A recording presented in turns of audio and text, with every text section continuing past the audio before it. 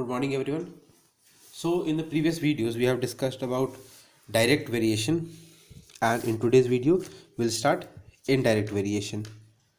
तो indirect variation को हम बोल सकते हैं, एग्जाम्पल क्या लेंगे, suppose for travelling a distance of 120 kilometre, 120 kilometre travel करने में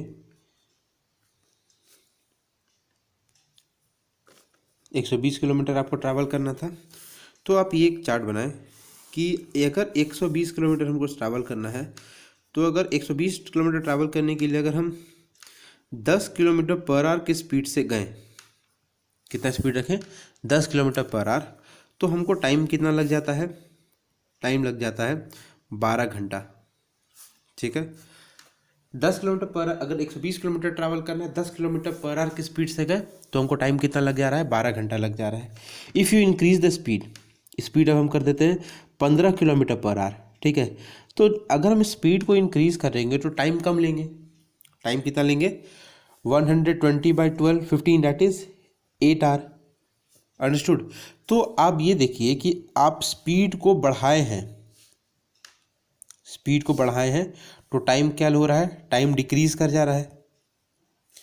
तो अगर एक क्वांटिटी को बढ़ाएं और दूसरा क्वांटिटी घट जाता है, स्पीड को बढ़ाएं 10 से 15 किए तो 12 घंटा पहले ले रहे थे 10 किलोमीटर पर आवर में, अब हम कितना ले रहे हैं, ओनली 8 आवर्स।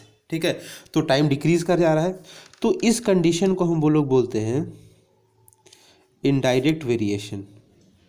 ठीक है, this condition will be called as indirect variation. हम दूसरा एग्जांपल ले सकते हैं कि अगर मान लीजिए किसी घर को बनाना है and you take men and time taken by them to complete that work.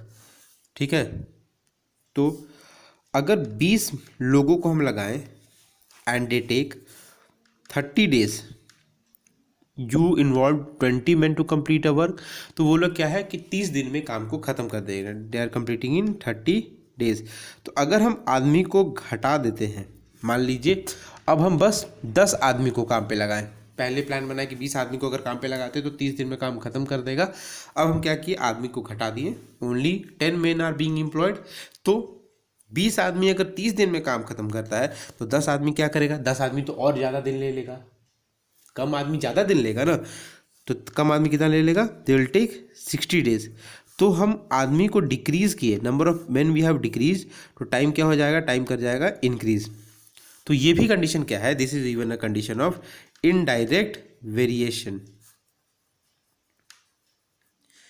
ये भी आपका क्या है, इनडायरेक्ट वेरिएशन का एग्जांपल, कि अगर एक क्वांटिटी को बढ़ाया जाता है, बढ़ाए दूसरा क्वांटिटी क्या होगा, वो डिक्रीज करेगा, या फिर एक क्वांटिटी को घटाए दूसरा क्वांटिटी इंक्रीज कर गया, तो ये एग्जांपल हो जाएगा सारा आपका इनडायरेक्ट वेरिएशन का। ओके, तो इस केस में आप बोल सकते हो कि टाइम जो है, time varies inversely as men, मतलब टाइम जो है वो इनडायरेक्टली प्रोपोर्शनल है या इनवर्सली प्रोपोर्शनल है, time is inversely proportional to men. Time क्या है, इनवर्सली प्रोपोर्शनल है मेन के। ठीक है, इनवर्स डायरेक्टली प्रोपोर्शनल होता तो क्या होता कि एक क्वांटिटी को बढ़ाते हैं तो दूसरा क्वांटिटी भी क्या होता है, बढ़ जाता है। जैसे हम एग्जांपल ये थे, आपका 10 kg शुगर का दाम अगर 100 रुपये है तो 20 kg शुगर का दाम 200 रुपये हो जाएगा, बढ़ जाता है ना, एक क्वांटिटी को बढ़ाए, शुगर को बढ़ाए तो उसका दाम भी बढ़ जाएगा। लेकिन इसमें क्या है, इनवर्सली प्रोपोर्शनल में एक क्वांटिटी को घटाए दूसरा क्वांटिटी इंक्रीज किया, या फिर एक क्वांटिटी को बढ़ाए दूसरा क्वांटिटी डिक्रीज कर गया, तो इसको हम क्या बोलेंगे, इनवर्सली प्रोपोर्शनल। ठीक है, इसको हम सिंबल वाइज क्या लिखेंगे, टाइम जो है इनवर्सली प्रोपोर्शनैलिटी का ये साइन, इनवर्सली प्रोपोर्शनल बोला तो ये आपका चला जाएगा डिनोमिनेटर में, time is inversely proportional to men. ठीक है, इनवर्सली प्रोपोर्शनल का सिंबल हटेगा, ये आप प्रोपोर्शनैलिटी का सिंबल हटाइएगा, इज इक्वल टू के इंटू 1/men, या फिर आप लिख सकते हो टाइम इज इक्वल टू के बाई नंबर ऑफ मेन। ठीक है, हियर के क्या है, के क्या है, एक कांस्टेंट वैल्यू है। के का वैल्यू क्या आएगा, time into number of main. Okay, तो आपका इस एक्सरसाइज में भी इक्वेशन लिखने के लिए आएगा, you have to write the equation. ये आपका इक्वेशन हो गया। अगर इस क्वेश्चन का बात किया जाए, let's do some question from yourself practice 9B। जैसे यहाँ देखिए क्वेश्चन नंबर 1 में, क्वेश्चन नंबर सी 1 का सी देखिए, the height of a cylinder of a fixed volume varies inversely as area. ठीक है, 1 का C, height is inversely proportional, height is inversely proportional to area. ठीक है, height h is inversely proportional to area.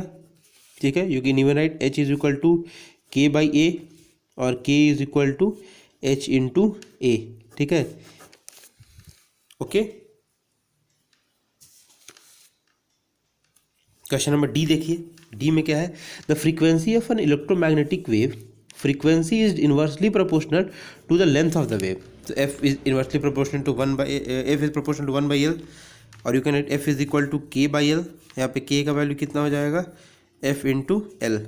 Okay, तो ये क्या हुआ, this is the relation between of the given equation, और where you have to find the value of k, that is the constant of variation. हर बार हम k का value निकालें, that is the constant of variation. जैसे अभी हम example दिए थे नंबर ऑफ मैन और टाइम टेकन का, कि अगर 20 men are there, they take 30 days, and 10 men are there, then they'll take 60 days। अगर ये इन्वर्स वेरिएशन का एग्जांपल है, तो हर बार जैसे जो प्रोपोर्शनल जो कांस्टेंट का वैल्यू है, that will always equal to, अगर इसको हम x माने और इसको y माने तो हम ऐसे लिख सकते हैं, y that is time is inversely proportional to x, और you can write y is equal to k by X, और you can write k is equal to y into X. ठीक है, तो k का वैल्यू कितना होगा, y into x, या फिर आप यहाँ से लिख सकते हो y इंटू एक्स है, y क्या है आपका टाइम है, time into man. Time into man will always give a constant value, हर बार ये सेम रहेगा। तो टाइम इंटू मैन, टाइम कितना है पहले केस में 30 डेज इंटू मैन इज 20, ये कितना हो गया 600 हो गया k का वैल्यू इस केस में, फर्स्ट केस में। दूसरा केस में भी देखते हैं 600 आता है कि नहीं। टाइम इंटू मैन होना चाहिए, that is y into X, Y कितना, टाइम कितना है 60 इंटू 10, दैट इज 600। यहाँ भी k का वैल्यू कितना आ गया, यहाँ भी k का वैल्यू आ गया 600। ओके, तो every time if you are given an inverse variation, every time the value of k will be same. तो अगर यहाँ पे ऐसे आ जाए, यहाँ पे आपको निकालना है कि 15 आदमी अगर आपको दिया जाए, तो 15 आदमी कितना दिन में काम, उसी काम को ख़त्म करेगा। तो अगर इन्वर्स वेरिएशन है, तो यहाँ भी y into X, Y into X का वैल्यू आपका 600 आना चाहिए। ठीक है, जिसमें से x का वैल्यू कितना दिया हुआ है, x का वैल्यू दिया हुआ है आपका 15 दिया हुआ है, that will be equal to 600। तो y का वैल्यू यहाँ से कितना आ जाएगा 600 by 15, will cut it out, ये आएगा आपका 40 days. 15 men will take 40 days to complete the work. Okay, so now moving to the question part. इस क्वेश्चन नंबर 2 में देखिए, आपको निकालना है x और y का, ये जो मिसिंग वैल्यूज है, आपको ये मिसिंग वैल्यूज निकालना है after checking it is direct variation और इन्वर्स वेरिएशन। ठीक, अगर डायरेक्ट वेरिएशन का एग्जांपल हुआ तो इसमें हर बार आपका y बाई एक्स का वैल्यू कांस्टेंट रहेगा। डायरेक्ट में आपका y बाई एक्स कॉन्स्टेंट रहता है, इसमें y बाई एक्स कितना आ जाएगा, इसको चेक कीजिएगा। ठीक है, अगर ये डायरेक्ट है तो इसमें y बाई एक्स का कितना होगा 11/3 हो जाएगा। ठीक है, इसमें कितना हो जाएगा y बाई एक्स 22/6, यहाँ पे भी काट के 11 3 के 2 के टेबल में 3 टाइम या 11, यहाँ पे आपका 11/3 आ गया। तो हर बार आपका y बाई एक्स का वैल्यू सेम आ रहा है, मतलब ये डायरेक्ट वेरिएशन है। तो डायरेक्ट वेरिएशन के थ्रू आपको पता है ये वैल्यू कैसे निकालने के लिए। इन्वर्स वेरिएशन का अगर होता तो इन्वर्स वेरिएशन में आपका हर बार मल्टीप्लाई बराबर होता। इसमें चेक करते ये डायरेक्ट वेरिएशन है या इन्वर्स वेरिएशन है। तो y बाई एक्स का वैल्यू यहाँ से कितना आ रहा है 6/30, 6/30, यहाँ वैल्यू कितना हो गया 1/5 हो गया। दूसरा बार चेक करके देखते हैं y बाई एक्स का वैल्यू कितना है, y बाई एक्स कितना है 4/20, तो ये भी क्या हो गया 1/5 आ गया। तो एवरी टाइम y/x करने पे क्या आ रहा है 1/5 आ रहा है। तो ये भी क्या है, this is also an example of in direct variation. इस केस में चेक करते हैं, जहाँ पे एक वैल्यू दिया हुआ है, यहाँ पे वैल्यू दिया हुआ है, y/x निकालते हैं।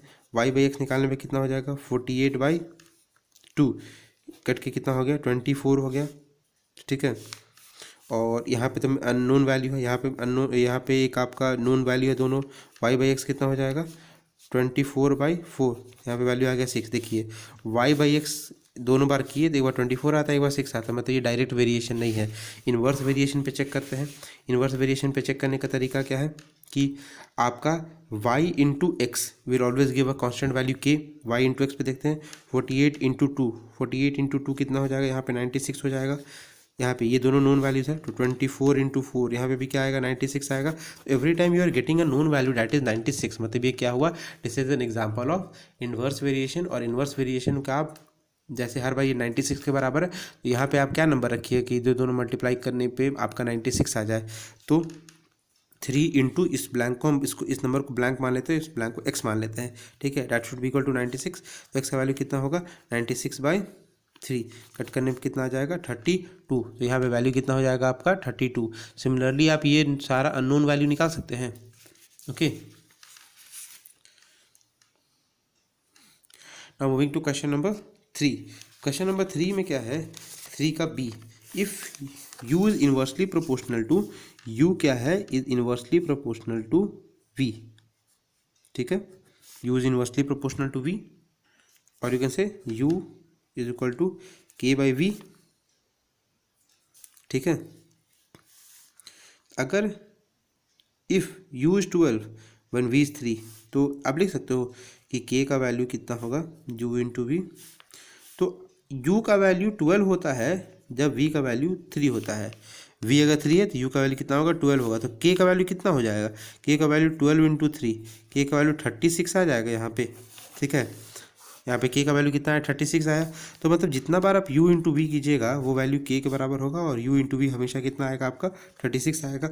आपको u का वैल्यू निकालना है, इफ़ v इज़ 9, u का वैल्यू निकालना है अगर v का वैल्यू 9 है, ठीक है। तो u का वैल्यू कितना हो जाएगा, u का वैल्यू कितना हो जाएगा 36/9 दैट इज़ 4। u का वैल्यू आपका आ जाएगा 4 आ जाएगा, okay. So on the basis of the video you solve the question number 3, आप यहाँ तक बनाइएगा। And in the next video will discuss the questions more further, that is the question number 13, and after that we start the new part, that is time and work, okay. Thank you.